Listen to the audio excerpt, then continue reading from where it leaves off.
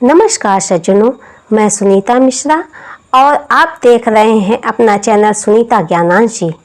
तो सबसे पहले पितृपक्ष की आप सभी को हार्दिक शुभकामनाएं।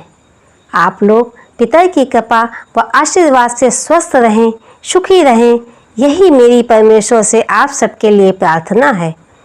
सज्जनों, आज का वीडियो अपरा विज्ञान के अंतर्गत हमारे दिवंगत सज्जनों के आदर सम्मान पर है, क्योंकि पितर पक्ष आ चुका है जिसमें हम लोग अपने पितरों के स्वागत सम्मान में उनका आवाहन पूजन कर खिलाते पिलाते हैं।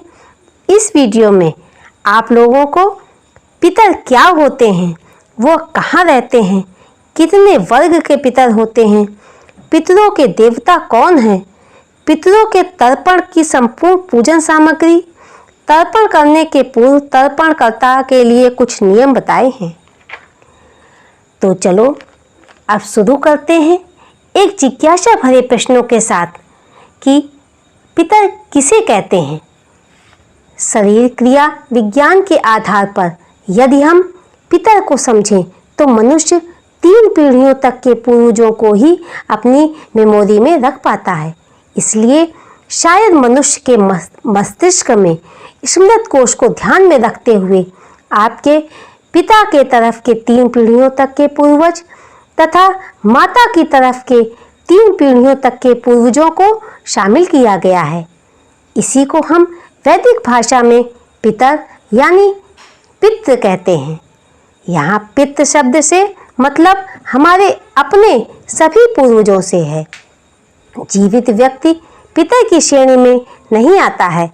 यह वह मृतक लोग हैं जो गुजरे हुए समय में मेरे साथ एक मधुर संबंध के साथ अपने कर्तव्यों का निर्वहन कर रहे थे। तो आज मेरा भी धर्म और कर्तव्य बनता है कि अपने दिवंगत पिता बाबा परबाबा व माता दादी परदादी का वैसे ही ख्याल रखें जैसे हम उनके साथ रहते थे तब रखते थे। अब आपके मन में जिज्ञासा होती होगी कि पितर कहाँ रहते हैं, तो बताते हैं। वैदिक शास्त्रों के अनुसार पितरों के देवता अदिमा हैं और यमराज न्यायाधीश हैं। मृत आत्माएं मृत्यु और पुनर्जन्म के निर्णय तक पितृलोक में रहती हैं। यदि पृथ्वी लोक में कोई धर्मात्मा पितर लोक पहुंचता है तो उस धर्मात्मा पितर को पितरों की जो न्याय करने वाली समिति होती है उसका सदस्य बना दिया जाता है। यमदेव जी, अदिमा, काव्य, वाडनल और सोम भी पितर ही हैं। ये मुख्य पितरों की ही श्रेणी में आते हैं। पितरों का यह एक ग्रुप ही मृत्यु के बाद न्याय करता है। अब आपको जिज्ञासा होती होगी पितर कितने वर्ग के हैं, तो पितर एक दिव्य पितर, दूसरा मनुष्य पितर। दिव्य पितर क्या होते हैं? दिव्य पितरों का वह समूह जो मृत्यु के बाद कर्मों के आधार पर व्यक्ति को कौन गति दी जाए यह निर्णय करता है। इस वर्ग के प्रधान पितराज यमराज जी कहे जाते हैं। दिव्य पितरों की कुल संख्या 9 है। मनुष्य पितर में हमारे माता पिता आदि आते हैं। अब पितरों के देव कौन है और उनका क्या कार्य है, इसके बारे में हम आपको बताते हैं। अदिमा पितरों के देव हैं और उनकी गणना नित्य पितरों में की जाती है। चेतना प्रधान इस सृष्टि व शरीर निर्माण में इनकी मुख्य भूमिका है।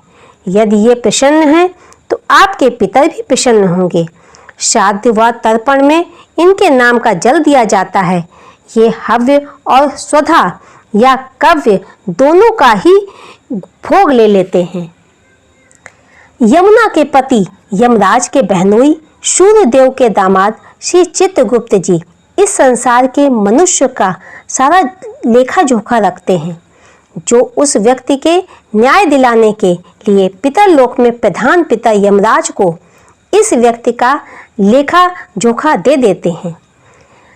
आज युवा पीढ़ी में जिज्ञासा होती होगी कि तर्पण करने से हमें क्या लाभ मिलता है, तो इसके बारे में हम आपको बताते हैं कि तर्पण करने से क्या लाभ मिलता है। तर्पण करने से आपको मानसिक शांति मिलती है, अपने को गलत कार्यों से दूर रखते हो नित्य प्रति तर्पण करने से कुल, घर, परिवार में दुख संताप नहीं रहता है, सभी सुखी रहते हैं। अब पितर तर्पण में लगने वाली पूजन सामग्री क्या क्या होती है इसके बारे में बताते हैं। घर में तर्पण करने के लिए पूजन सामग्री क्या होती है? कांसे की थाली हो तो ज़्यादा अच्छा है, या कोई भी पात्र ले सकते हैं।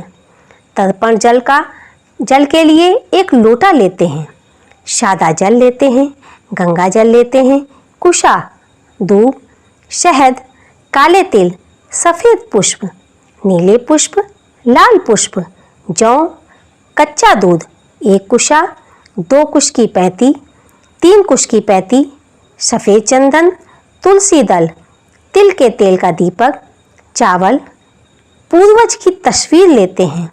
अगर पूर्वज की तस्वीर नहीं है तो उसको मन में ध्यान करें। शालीग्राम, तुलसी लगा हुआ गमला ईशान कोण पर रखें। तेल का दक्षिण दिशा में यम का दीपक जलाएं। दक्षिण दिशा में 5 सफ़ेद पुष्प अक्षत के ऊपर पितरों के देव अरिमा के लिए लेते हैं। अब अगर नदी या जलाशय आदि पर तर्पण की पूजन सामग्री घर में प्रयोग वाली तर्पण सामग्री के अलावा 11 दोना, 7 पत्तल या केले के पत्तल या ढाक के पत्ते लेते हैं। दूध, दही, शहद लेते हैं। वस्त्र में सफ़ेद धोती, 1 सफ़ेद गमछा, कोई सिला हुआ वस्त्र तर्पण के समय नहीं पहनते हैं। ब्राह्मण व ब्राह्मणी को देने के लिए वस्त्र, उपवस्त्र, पन्ही यानी चप्पलें लेते हैं। यम कलश, जिसको चावल के ढेर पर रखकर दीपक जला दिया जाता है। मृतक का चित्र चावल के ढेर पर रख वहाँ तिल के तेल का दीपक जला देते हैं। 21 कुशों को मिलाकर बना एक मोटक त्रिशूल बना लेते हैं। 2 आसन लेते हैं। आचमनी पात्र, उसमें गंगा जल भर लेते हैं। यज्ञोपवीत तथा स्वयं भी यज्ञोपवीत पहनते हैं। जो जनेऊ न पहनते हों वह गमछे का प्रयोग करें। पंचबली के लिए घर में भोजन बना लें। जिनकी व्यवस्था ना हो वह बना बनाया शुद्ध खाद्य पदार्थ बाजार से लेकर उस पर गंगा जल छिड़क देते हैं। धूप, दीप, अगरबत्ती, इत्र, सुपारी, गुड़, दूब लेते हैं। कुश ना हो तो कुश की जगह दूब का प्रयोग कर सकते हैं। ब्राह्मण व ब्राह्मणी का भोजन का प्रबंध करते हैं। गाय को केले या ढाक के पत्ते या पत्तल पर ईशान कोण पर मुख करके भोजन देना चाहिए। श्वान यानी कुत्ते को भी पत्ते या पत्तल पर भोजन देना चाहिए। काक यानी कौवा का भोजन जमीन पे रख देना चाहिए। देव भोजन भी पत्तल या केले ढाक के पत्ते पर ही देना चाहिए। पिपीलिका यानी चींटी को पत्ते पर ही भोजन देना चाहिए। तर्पण करने के पूर्व तर्पणकर्ता के कुछ नियम हैं, इन्हें भी अब हम जान लें। कैसे नियम हैं? जैसे बाल व नाखून न काटें, प्याज लहसुन तेली गरिष्ठ भोजन, मंदिरापान मांस न खाएं, ब्रह्मचर्य का पालन करें, क्रोध न करें, किसी का दिया भोजन न ग्रहण करें।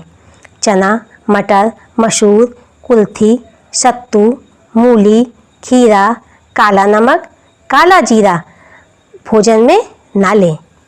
कुशा का प्रयोग कैसे करते हैं? देखो, 3 कुशा लें और उनके अगले भाग में देवताओं का तर्पण करें। बीच के भाग से मनुष्यों का तर्पण करें तथा मूल तथा अग्र दोनों से पितरों का तर्पण कर सकते हैं। अब हम तर्पण के क्रम में पहले करते हैं तर्पण करने की तैयारी, जिसमें आप सबसे पहले आप सभी स्नान कर लें। यदि नदी पर तर्पण करने गए हो तो जिधर से धारा आ रही हो उधर अपना मुख करके स्नान करें। यदि जलाशय के पास है तो सूर्य देव की तरफ मुख करके स्नान कर लें। हैंड पाइप या ट्यूबवेल या नलकूप या कुआं पर है तो पूरब की तरफ मुँह करके स्नान कर लें। घर में हैं तो अपने बाथरूम में स्नान कर ले। अब बगैर सिला हुआ वस्त्र, सफ़ेद धोती व गमछा दाएं कंधे पर धारण कर ले, साथ में यज्ञोपवीत धारण कर ले। चोटी हो तो उसमें गांठ लगा ले। यदि जल धारा या जलाशय में बैठ कर रहे हैं तो वस्त्रों को गीला ही पहने रखें। शुद्धिकरण व तर्पण का संकल्प करते हैं। फिर तर्पण करने में हम पहले देवों का तर्पण करते हैं, फिर ऋषियों का करते हैं, फिर दिव्य मनुष्यों का, फिर दिव्य पितरों का, इसके बाद यमदेव जी का, फिर मनुष्य पितरों में अपने माता पक्ष के लोगों का, पिता पक्ष के लोगों का, अपने दिवंगत बंधु बांधवों का तर्पण करते हैं। फिर कुछ जलांजलियों के बाद भीष्म तर्पण कर सूर्य भगवान को जल अर्घ्य देकर दसों दिशाओं को नमस्कार करते हुए तर्पण का फल श्री ब्रह्मा जी को कर दिया जाता है। यह तर्पण किसी आचार्य पंडित को सादर बुलाकर भी करवा सकते हैं या सामूहिक पंक्ति में बैठकर कर सकते हैं। अगर ये व्यवस्था ना हो तो आप तर्पण घर में भी कर सकते हैं। घर में अगर तर्पण करना हो तो स्नान के बाद एक लोटे में गंगा जल, सादा जल, पुष्प, तिल, शहद, कुशों की पैती पहनकर अपने पूर्वज का नाम लेकर 3 बार दक्षिण दिशा में एक थाली में 3 बार जल दे सकते हो। फिर गाय, कौवा, कुत्ता, चींटी व ब्राह्मणी को भोजन करवाना चाहिए। इस वीडियो में बस इतना ही। वीडियो में दी गई जानकारी यदि आपको कुछ भी लाभान्वित हुए हो तो कृपया लाइक, शेयर व सब्सक्राइब कर दें। फिर मिलते हैं अपने अगले वीडियो में एक ज्ञानवर्धक जानकारी के साथ। तब तक के लिए ओम नारायणाय नमः, ओम नारायणाय नमः।